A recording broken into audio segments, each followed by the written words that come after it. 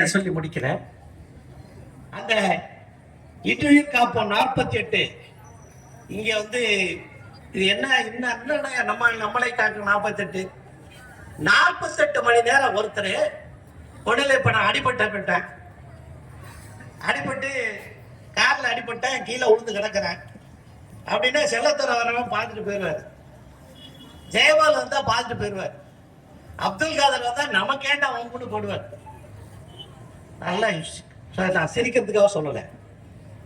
இவெல்லாம் ஏன் பார்த்துட்டு போயிடுவாங்கன்னா செல்லத்தர வந்தா இது எந்த ஸ்டேஷன் லிமிட்டு, சாம்பான் வடகரை பக்கத்துல என்ன police station, Aykudi police station. இது என்ன நினைப்பாரு, இது போலீஸ்காரன் என்ன பண்ணுவான், இது ஆய்குடி லிமிட்னு போவான், அங்கிருந்து வர்றவன் இது சாமான வடகரைன்னு போயிடுவான். இது ஏன் 2 போலீஸ்காரருக்கு நம்ம பதில் சொல்லணும்னு 3 பேர் வருவாங்க, நம்மளை பார்க்க மாட்டாங்க.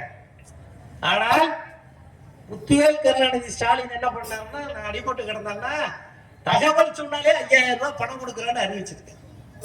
நான் அடிபட்டு போயிட்டேன், யா விஜயம் இல்ல, ஒருத்தன் அடிபட்டு கிடக்குறான் கருப்பா ஒருத்தன் அப்படின்னு சொன்னா 5000 ரூபாய் பணத்தோட ஆம்புலன்ஸ் வந்துடும், வந்து என்னை தூக்கிட்டு போய் வைத்தியம் பார்ப்போம்.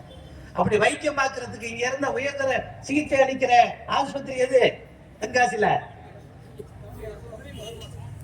பிரைவேட் ஆஸ்பத்திரி என்ன? சாந்தி ஹாஸ்பிட்டல், சாந்தி மருத்துவமனை. அந்த சாந்தி மருத்துவமனையில என்ன கொண்டு போய் 48 மணி நேரம் வைத்தியம் பார்க்கறதுக்கு 1 லட்சம் ரூபாய் வரைக்கும் செலவு பண்றதுக்கு உத்தரவு போட்டு இருக்கிற முதலமைச்சர் முத்துவேல் கருணாநிதி ஸ்டாலின் என்பதை நீங்கள் மறந்து விடக்கூடாது.